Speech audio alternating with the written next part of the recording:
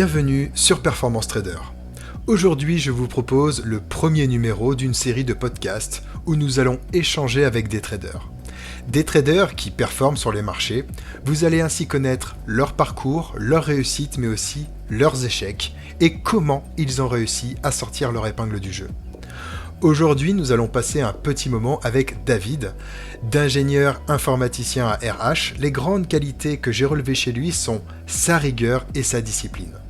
Doté d'un esprit plutôt cartésien, qualité qui est nécessaire en trading car c'est une activité qui ne peut laisser place aux émotions. Il a par le passé coaché un bon nombre de personnes dans un centre de formation afin d'initier et de mettre sur les bons rails les personnes souhaitant faire du trading leur profession. Il sait parfois se montrer cash en expliquant à ceux qui croient que le trading est une activité vite rémunératrice qu'en fait cette discipline demande énormément de travail, d'exigence pour peut-être faire partie des 5% de traders performants sur les marchés financiers. Merci David d'avoir accepté mon invitation. Salut Oswald, merci à toi, merci pour l'invitation, salut. Alors pour commencer cet entretien, j'aimerais que tu m'expliques en quelques mots seulement pourquoi pratiques-tu cette activité qui peut paraître de l'extérieur si simple, mais qui en fait est une activité très très complexe.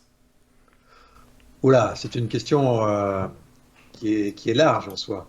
Mais tu vois, je te répondrai en te disant tout simplement l'indépendance. Ça, c'est quelque chose d'important pour moi, l'indépendance. Et puis, je rajouterai le tout est possible. Et dans le tout est possible, je vais comparer ça, si tu veux, au monde du salariat.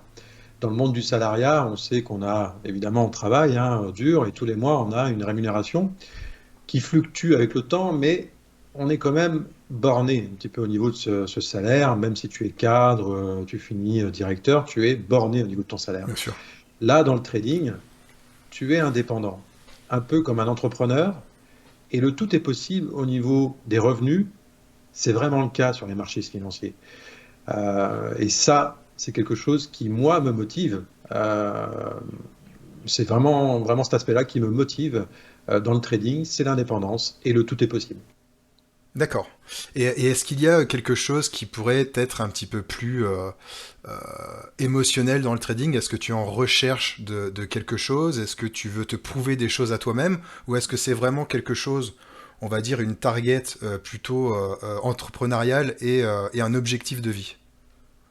Alors, euh, il est vrai qu'au démarrage, tu vas le voir dans mon parcours, ça fait quand même pas mal de temps que je côtoie les marchés, depuis 2003 même pour te dire.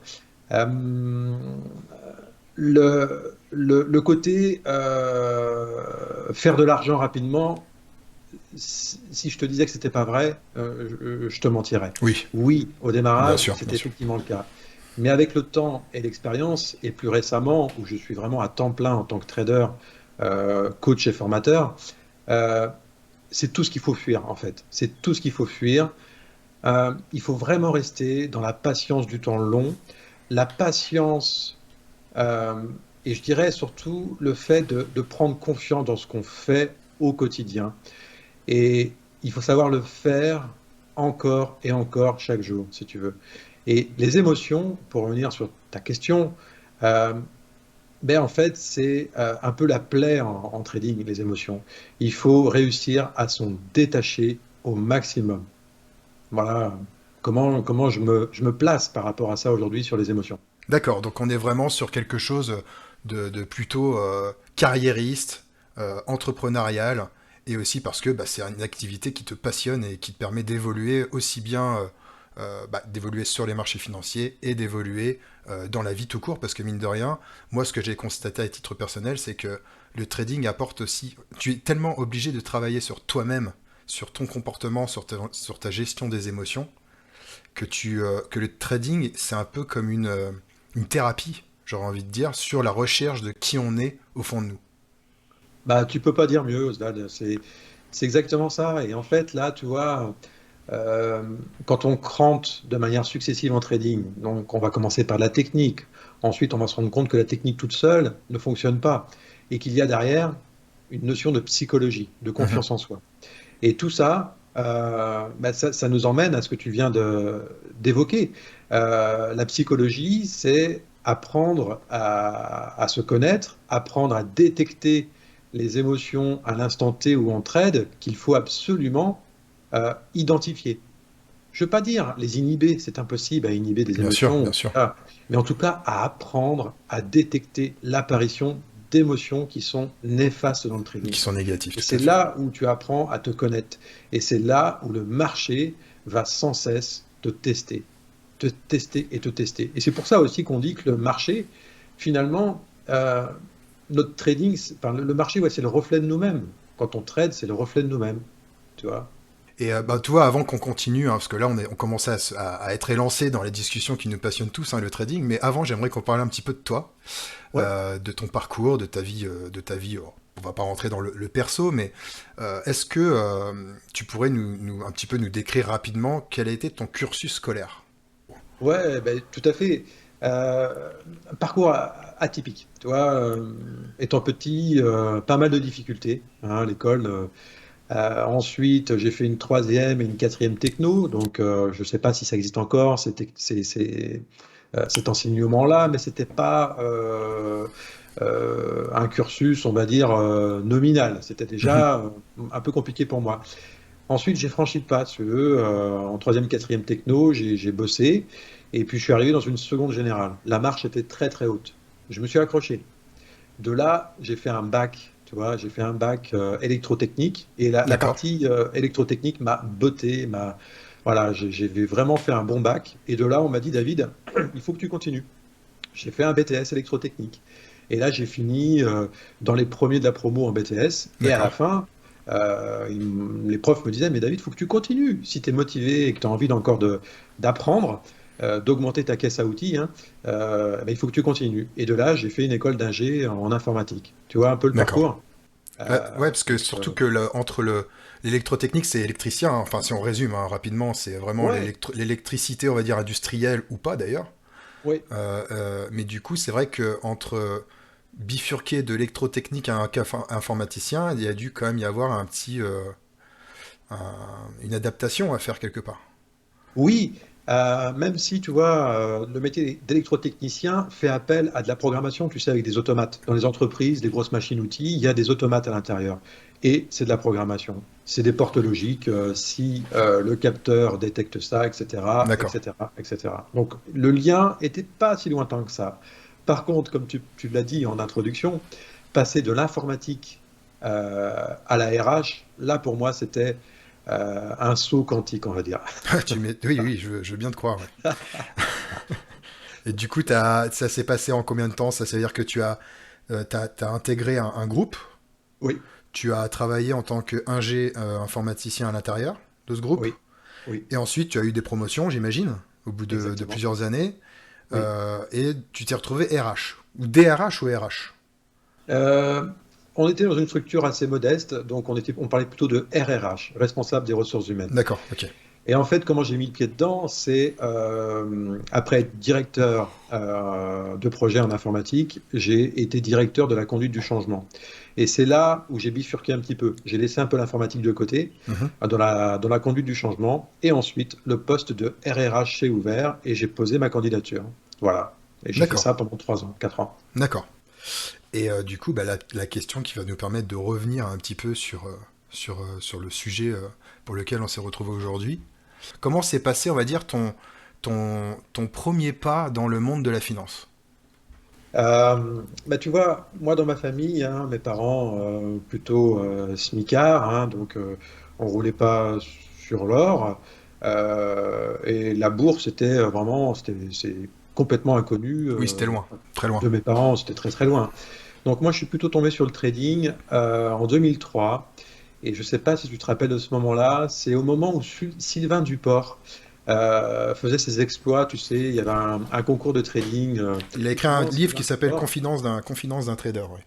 ah, exact. Et puis Mhm. tu vois, sur ce concours de trading qui devait durer entre 4 et 5 mois, 4 mois, la première année, il avait fait 4000%, un truc de fou. Et puis la deuxième année, il a remis ça, il a fait 8000% en 4 mois. Et de là, c'est là où j'ai vraiment, on va dire, euh, bah, je suis tombé dans la marmite, quoi, hein, en 2003, c'est ça, en D'accord. 2003, avec Sylvain Duport, exactement. Ouais. Et du coup, tu as donc, j'imagine que parce que Sylvain Duport, lui, c'était trading action, notamment SRD, pour pouvoir avoir un petit peu de, pour pouvoir utiliser un petit peu d'effet de levier. Ouais. Euh, donc j'imagine que si tu as intégré la bourse, enfin intégré, si tu as mis un pied dans la bourse en passant par Sylvain Duport, tu as dû forcément jouer les actions au début. Exactement. Et exactement, j'ai d'abord commencé par les actions au comptant, le SRD, qui permettait à l'époque d'avoir un effet de levier de 5. Mhm. Ah, ok, tu te rappelles? Oui. Après, j'ai fait un peu d'algo, j'ai fait des options binaires, des turbos, des CFD, de la crypto et plus récemment, les futurs. Donc en termes d'outils financiers, ouais, j'ai vu beaucoup de choses depuis 2003, effectivement, hein. J'ai cru comprendre lors de nos échanges qu'on a eus ultérieurement que tu as été principalement autodidacte hein, dans ton parcours de trader. Hein. Tu as appris pas mal de choses par toi-même durant toutes ces années. À quel moment tu as ressenti le besoin de te faire aider par un professionnel afin peut-être de déclencher certains déclics ou autres pour pouvoir passer un cap sur les marchés et peut-être sortir d'une certaine zone d'inconfort et de galère. Tu vois, je commencerai par le premier point qui m'a joué des tours, en fait. On l'a vu, donc j'ai un diplôme d'ingénieur, et si tu veux, en tant qu'ingénieur, on t'apprend à apprendre. Être autodidacte, être adaptable à chaque situation, tu vois. Donc ça, effectivement, j'ai beaucoup appris par moi-même. Euh, mais toutefois, et je l'ai compris, et j'ai compris ça tardivement, Mhm. que pour appréhender la complexité du métier de trader, et je l'ai compris tardivement, hein, eh bien, il est essentiel de savoir s'entourer de bonnes personnes pour progresser. Je dis bien de bonnes personnes. Mhm. Et ça, si tu veux, je l'ai compris tardivement. Est-ce que c'était mon ego qui parlait? Non, je vais y arriver tout seul, je vais craquer le système tout seul, il n'y a pas de raison, etc. Mais non, non et non. Le métier de trader, effectivement, il y a de la technique. Cette technique, on peut l'appréhender, on peut l'apprendre tout seul. Euh, mais derrière tout ça, quand on touche la psychologie, quand on touche les nouveautés, la complexité, etc., la veille au sein du trading, il faut, à mon sens, faire partie d'une communauté de traders et de bonnes personnes et de belles personnes. Ça, Mais c'est essentiel pour moi, tout à fait. d'accord, donc on va rester un petit peu sur cette partie qui a été Oui, avant ce déclic qui t'a dit ok là maintenant il faut que quelqu'un m'aide, il faut que quelqu'un m'aide oui, à avancer. oui. Sur cette partie-là, elle a duré à peu près combien d'années? Ah, ça a été très long, hein, si tu veux, je suis têtu, moi, hein. Donc je dirais de 2003 jusqu'à plus récemment, il y a maintenant 3 ans. Ouais, mais Ouais, ouais. après ça a été une période, j'imagine, hein, tu me dis si je me trompe, mais ça a été une période où tu as essayé énormément de choses, c'est-à-dire que tu n'as pas fait qu'une seule. Peut-être que tu as fait du swing trading, peut-être que tu as fait du day trading, peut-être que tu as essayé de trader le forex, les actions, etc. Et c'est pas, on parle pas des montants en fait qu'on pourrait être amené à trader lorsqu'on trade les futurs. Oui, oui, oui, tout à fait. Et j'ai autant au niveau des outils financiers, j'en connais beaucoup, et la même chose pour les styles de trading, entre le scalping, le swing ou le day trading, si tu veux. Là aussi, j'ai fait mes expériences. Mais ça aussi, c'est un problème Mhm. de butiner vraiment, Exactement. de butiner dans le trading. À un moment donné, il faut se stabiliser et aller au bout du sujet. Il ne faut pas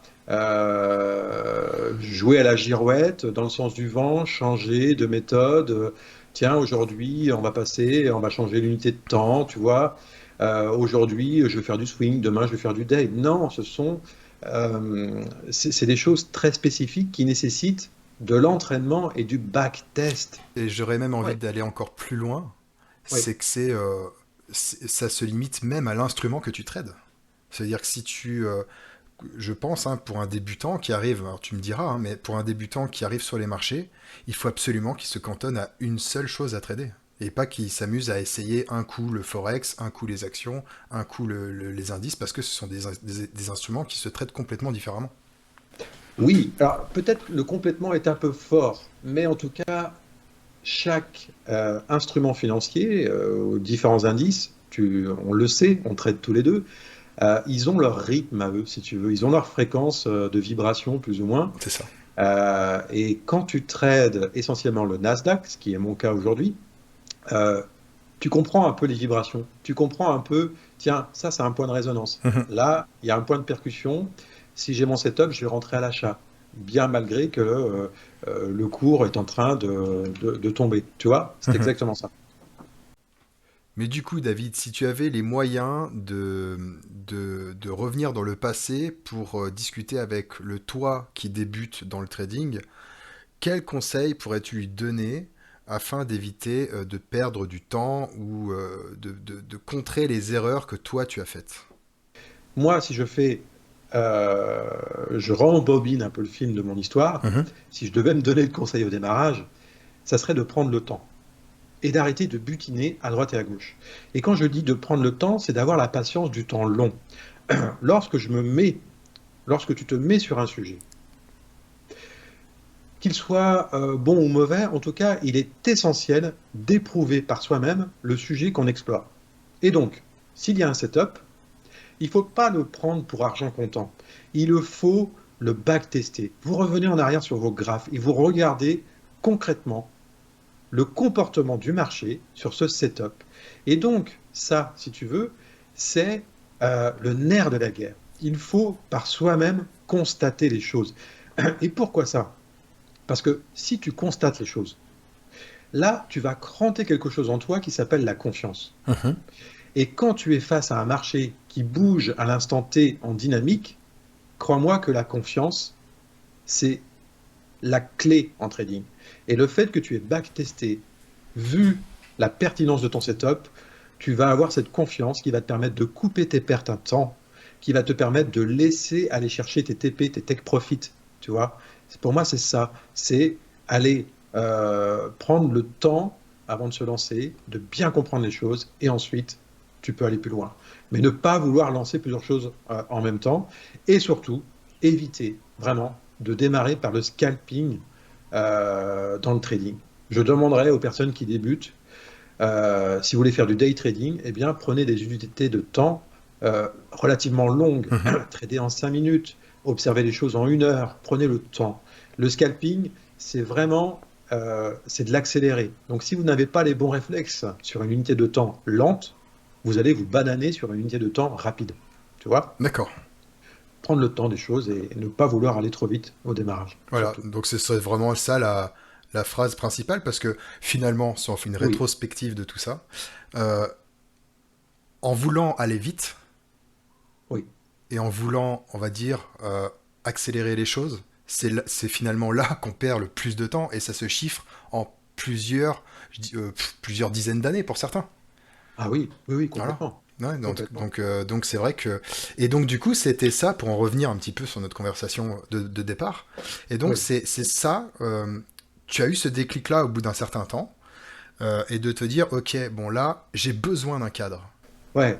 Euh, En fait, le trading, tu l'as compris, c'était une passion pour moi jusqu'il y a maintenant 3 ans. Et donc, je n'ai jamais fait de formation avec quelqu'un de l'extérieur. Et là, je me suis dit, pour en faire vraiment ma profession, je tiens à me former et à échanger avec un père, d'accord, Mhm. hier, pour m'assurer que ce que je connais aujourd'hui, etc., ça, c'est quelque chose de professionnel, etc. Tu vois? Et il me manquait encore quelque chose. Et de là, donc maintenant, ça fait plus de 2 ans, ben, en fait, j'ai suivi une formation au sein une petite structure, une modeste structure. Euh, et sur le contenu de cette formation, si tu veux, j'ai fait, donc on m'a enseigné de la théorie. Là où cette formation m'a été extrêmement bénéfique, si tu veux, c'est sur l'apprentissage du comportement. D'accord. La formation que j'ai suivie mettait en avant, si tu veux, des live trading. Et là, les live trading, c'était quoi? Ben, le formateur tradait devant nos yeux. Ça c'est Donc on génial, parce pouvait... que c'est vrai que Ah ouais, d'avoir un un professionnel qui trade sur les marchés en temps réel devant toi, c'est quand même quelque chose de formidable quand tu es un débutant ou quand tu es quelqu'un qui recherche une régularité, quoi. C'est vraiment extra, et tu vas le voir, c'est assez paradoxal en fait. Parce que j'ai vu de mes propres yeux l'effet des marchés sur des personnes que je qualifierais un peu d'instables et de non disciplinées. Mhm. Euh, Paradoxalement, j'ai plus appris du formateur dans ce qu'il ne fallait pas faire. D'accord, J'ai vu le formateur faire de l'overtrading. J'ai vu le formateur acheter ou vendre sans réelle raison, tu vois. d'accord. J'ai vu le formateur partir en live, prendre des tailles de position de plus en plus importantes à la suite de pertes, chose qu'il faut absolument pas faire. Et ça, si tu veux, ça m'a été extrêmement bénéfique. Et c'est assez paradoxal, tu le vois bien. Bien sûr. Et là, j'ai retenu vraiment euh, que le marché déjà est un petit peu le reflet de vous-même, ce qu'on D'accord. disait juste avant. Et si tu es indiscipliné sur les marchés, eh bien, tu le paieras 1000 fois. Si tu es instable psychologiquement sur les marchés, le marché se servira de cette faiblesse pour te faire perdre systématiquement. C'est vraiment ce que j'ai retenu de cette formation. Donc du coup, suite à cette expérience que tu as eue au sein de centre de formation, Ouais. est-ce que tu as réussi à avoir une certaine performance sur les marchés? Est-ce que tu as réussi à sortir, on va dire, de la tête de l'eau par rapport à avant l'intégration de cette formation? Oui, oui, oui, tout à fait. Euh, donc, j'ai appris le centre de formation, D'accord, ok, la structure, on va dire. Et là, si tu veux, le point extrêmement positif, c'est que j'ai enseigné la théorie, qui en soi est bonne, à mon d'accord. sens, et j'ai pu partager avec énormément de monde, de débutants, on va dire de confirmés. Et là, ça a été une expérience vraiment super pendant 1 an et demi où j'ai pu enseigner le trading au sein de ces structures. Est-ce que le fait de donner de l'information aux gens t'a permis, toi, de te cadrer toujours un peu plus dans ton trading? Ouais, évidemment. Évidemment, tu sais, quand tu formes les gens, tu dois être droit dans tes bottes. Ce qui n'est pas toujours le cas de tout le monde. Tu dois être droit dans tes bottes, c'est-à-dire je dis ce que je fais et je fais ce que je dis. Il n'y a rien de pire que d'enseigner quelque chose et après arriver sur les marchés, de faire l'inverse de ce que tu demandes de faire à tes étudiants. Donc moi, en soi, je suis structuré et dans la manière dont j'enseignais, systématiquement, je mettais en application tout ce qui était vu en théorie pour garder cette cohérence globale qui est essentielle. Et en ça, oui, ça m'a permis de structurer systématiquement mon approche par rapport au marché et d'éviter, ou je dirais de ne pas partir en vrille. Et combien de personnes tu as coaché durant ton exercice au sein de cette société de trading? Je dirais 300 personnes. D'accord, et 300 personnes, c'est énorme. Comment est-ce que tu as géré, on va dire, la gestion de profils aussi différents pour arriver à ce que la formation soit positive pour chacun d'entre eux? Mais si tu veux, là pour moi il y a deux pans en fait. Il y a sur la masse de personnes que j'ai pu voir, il y a un pan, on va dire, où tout le monde fait les mêmes conneries. D'accord? D'accord, ok. Tout le monde fait les mêmes conneries et à peu près pour les mêmes raisons. Ça, c'est le premier pan. Donc ça, c'est assez générique. Je peux facilement amener les gens à corriger ces conneries-là. Dac. Mais après, tu as un second pan. Le second pan touche à l'individu. Et là, on va toucher, par exemple, au tempérament de la personne. On va toucher à son caractère. Et là, il faut vraiment travailler en individuel, au cas par cas. Parce que ce que toi, comment tu vas raisonner face à une situation, eh bien une autre personne ne va pas forcément raisonner de la même manière. Et c'est ton tempérament, je dirais même un peu, si on va un petit peu plus loin, ton cerveau reptilien, la peur, la frustration, tout ça, les émotions, il faut comprendre comment toi, comment tu fonctionnes par rapport à une situation, et c'est pour pouvoir corriger ça. Oui, c'est sûr. Et du coup, avec tout le temps que tu as passé en autodidacte et le temps que tu as passé en formation, à former les gens, est-ce qu'il y a des erreurs, plusieurs points d'erreur que tu partages à tes étudiants afin qu'ils ne reproduisent pas les mêmes ou qu'ils aient au moins l'information? Ah, oui, on en a évoqué quelques-unes. Euh, et je commencerai par celle-ci. Le secret dans le trading, s'il devait y en avoir un, pour moi, c'est la confiance. OK? Mhm. La confiance, c'est un mot assez large, mais je parle bien de la confiance en soi, et qui pour moi passe par la confiance dans sa méthode. Et pour avoir confiance dans sa méthode, il faut absolument la connaître, sa méthode. Et pour la connaître, il faut la backtester. Il faut comprendre les points faibles de sa méthode, euh, et sans vouloir absolument les corriger, parce qu'il n'y a aucune méthode infaillible, en fait, si tu veux. Il faut simplement comprendre sa méthode et qu'à un moment donné, il y a des taux de réussite, il y a de la réussite, mais il y a aussi des pertes. Et donc, il ne faut pas essayer de tordre sa méthode pour faire quelque chose qu'elle ne sait pas faire. Faire du 100%, ça n'existe pas, tu Mhm. vois. Et donc, en fait, la première des erreurs, pour moi, c'est de ne pas avoir suffisamment backtesté les méthodes que j'ai pu approcher par le passé. J'en ai vu beaucoup, mais je n'ai pas backtesté suffisamment. Dès que j'avais quelque chose qui me contrariait, Mhm. j'avais tendance à passer à autre chose. Je butinais, et ça, c'est une grosse erreur qui m'a fait perdre beaucoup de temps. Et une deuxième, et on l'a évoqué tout à l'heure, pour moi, ça a été de m'entourer trop tardivement des bonnes personnes D'accord. Ouais. dans ce milieu-là. Ça, on en a parlé. Je t'ai évoqué le métier de trader en France. C'est compliqué vraiment de trouver des traders francophones euh, vraiment sérieux, parce qu'il y a pas mal d'arnaqueurs, il y a des mythos aussi, et il y a des rigolos. Donc, dans la masse, trouver des personnes sérieuses, c'est vraiment pas simple. C'est pas simple. C'est vraiment pas simple. Voilà, tout à fait. Et puis, si tu me permets, la petite dernière, et là, ça va toucher un peu plus à la technique quand même, parce qu'il faut quand même en être conscient. Je n'avais pas forcément la bonne lecture des marchés. Et là, je vais t'emmener sur des notions de mécanique des marchés et notamment la liquidité, tu vois. Cette liquidité qui va orchestrer le marché avec des Mhm. impulsions et des pullbacks. Moi, j'étais vraiment omnibulé par les patterns. Et j'avais un raisonnement binaire. Dès que je voyais le pattern, j'exécutais le trade. Mais non, il y a des moments, en fonction des niveaux importants, des niveaux clés de ton analyse du matin, il ne faut surtout pas se lancer tête baissée dans son pattern. C'est ça aussi qui m'a fait perdre beaucoup de temps, parce que des patterns fonctionnent bien, mais il y a des conditions de marché qui vont faire que eh ben, il est préférable de passer son tour. Même si on loupe un trade, il est préférable de passer son tour, parce qu'il y a quelque chose qui n'allait pas dans l'analyse sur des unités de temps plus hautes. Eh bien écoute David, on va bientôt arriver à la fin de ce podcast. Avant de clôturer cette interview, on va faire une petite série de questions-réponses. Ma première question va être, quels sont les 3 livres qui t'ont inspiré?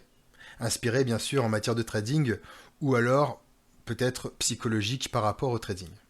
Ouais, oh, tu vas voir, hein, je ne suis pas un original en soi. Euh, Sur la partie, on va dire, technique, il y en a un que j'aime bien.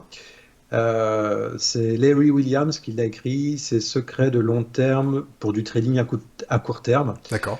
Euh, les méthodes enseignées dedans, je les ai backtestées, elles fonctionnent vraiment. Après, est-ce que ça nous correspond ou pas? C'est à voir, mais je trouve que ce livre a d'intérêt, c'est qu'il y a vraiment du concret dedans, avec, on va dire, des méthodes, et en les backtestant, il y a vraiment des choses très intéressantes dedans. Ça, c'est sur la partie technique. Après, sur la partie un petit peu plus psycho, ouais, il y en a un autre, ça c'est un grand classique, c'est Mark Douglas, tu sais, c'est trader, entrer dans la zone, un classique. Oui, oui. J'aime bien. Et puis un autre un peu plus sous forme de romance. Enfin, c'est pas un roman, hein, c'est plutôt l'histoire de euh, Livermore, tu vois. Et là, c'est Mémoire d'un spéculateur. Et c'est Edwin Lefebvre, je regarde mes notes, toi, qui l'a écrit. Euh, et là, c'est l'histoire donc d'un spéculateur dans les années 1900, Oui. au début du XXe siècle, et qui a fait fortune, qui a perdu beaucoup d'argent aussi. Mais c'est super bien. Je trouve que ce qui est expliqué dans ce bouquin-là est parfaitement d'actualité sur le comportement à avoir ou à ne pas avoir sur les marchés financiers. As-tu des rituels ou des habitudes avant de commencer une séance. Oui, avant de commencer ma séance, je répète un petit peu les mêmes gestes. Je lance ma plateforme de trading. Ensuite, je vais voir simplement s'il y a des news économiques importantes à venir. Je les marque sur mes graphiques. Ensuite, je fais une analyse sur des unités de temps les plus hautes pour enfin être prêt à trader. Et si ces étapes-là n'ont pas été faites, je ne traderai pas. Ça, c'est comme ça. Et après, en termes d'habitude, mais c'est un peu plus large, c'est pas forcément le matin, au niveau de l'alimentation, du sommeil et aussi, on va dire, de l'activité physique, je m'impose vraiment sur chacun des points, je ne vais pas rentrer en détail, mais je m'impose, j'essaye d'avoir une vie saine le plus possible. Ça, c'est important pour moi. Être bien dans sa tête quand tu es face à des écrans. Je parlais d'instabilité de personnes. Vraiment, ça joue énormément. Si tu t'alimentes mal, que tu n'as pas le bon mindset, ça va jouer sur ton trading. D'accord? Et ça, j'y accorde beaucoup d'importance, pratiquement autant d'importance que mon petit rituel du matin, allumer la plateforme, etc., etc. Bien sûr, mais pour qu'une une voiture de course soit performante, il faut qu'il y ait un carburant de qualité à l'intérieur. Ah oui, oui, Donc l'imagine, ouais, c'est exactement. primordial. J'ai deux dernières questions à te poser. Oui, je t'en prie. Euh, Même trois, soyons fous. Maintenant que tu n'es plus en phase, on va dire, vraiment d'apprentissage. Alors, bien sûr, nous sommes d'éternels apprentis. On est Oui, toujours en train de mettre des coups de tournevis à gauche à droite dans notre trading, mais tu n'es plus dans une phase d'apprentissage, oui. proprement dit. Combien d'heures est-ce que tu passes par jour sur les marchés? Alors, je veux dire en mode session de trading. Ah, tu vois, le matin, ça va commencer de 7h30 jusqu'à, on va dire, 10h, 10h30. D'accord. Et puis après, si j'ai pas fait ma journée, il m'arrive de trader à partir de 16h. À partir de 16h, peut-être même un peu de 13h30 à 14h30. S'il n'y a pas de news économique à tomber à ce moment-là, je peux refaire une petite séance. Donc, pour répondre factuellement à ta question, en trading pur, ça va être de 2h jusqu'à 4h dans une journée. D'accord, ok. Et pour finir cette entrevue, pourrais-tu nous partager les projets que tu as pour 2023, quels sont tes objectifs, etc. Pour répondre à ta question, Oswald, 2023, pour moi, je me suis fixé trois grands objectifs. Le premier, c'est d'augmenter progressivement mes revenus dans le trading. Ça, c'est important. C'est la base pour moi, c'est augmenter mes revenus dans le trading. OK? Mhm. L'autre aspect, parce que j'adore ça, c'est de partager mes connaissances auprès de communautés, de débutants ou de confirmés. Et donc là, de partager mes connaissances au sein de ma chaîne YouTube. J'ai envie de la faire vivre, cette chaîne. Mhm. Et le troisième point, ça va être de développer le coaching individuel privé.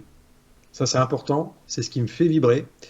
Je le sais, il y a beaucoup de personnes qui sont pas loin de la rentabilité, pas D'accord. loin de la constance, Mhm. mais parfois c'est un petit coup de tournevis à droite, à gauche, dans une méthode qui vaut ce qu'elle vaut. Moi, en tant que coach, je ne suis pas forcément là pour donner une méthode clé en main, pas du tout. Mais il y a peut-être un ou deux petits réglages à apporter aux personnes pour enfin avoir quelque chose de constant et d'être à l'aise dans son trading. Tu vois, c'est vraiment ça l'idée, c'est d'être à l'aise dans son trading. Donc le coaching, dans ce dernier point, pour moi, c'est quelque chose que je veux développer encore et davantage. Eh bien écoute, merci David. Vous pouvez retrouver toutes les informations concernant David dans la description de ce podcast, de cette vidéo. Si vous avez aimé le contenu, n'hésitez pas à liker la vidéo, vous abonner à la chaîne si ce n'est pas déjà fait. Et vous pouvez aussi bien sûr mettre vos suggestions et vos remarques dans l'espace commentaire. David, est-ce que tu as un petit quelque chose à ajouter avant que l'on se quitte? Bah écoute, Oswald, le plaisir a été partagé. Bon, écoute, hein, j'ai été le plus simple possible dans mes réponses, en espérant que ça apporte aux personnes qui écoutent cette interview. C'est tout le mal que je leur souhaite, entre guillemets. Merci encore une fois et à bientôt, Oswald. Ciao, bye. À bientôt David, salut tout le monde, ciao ciao.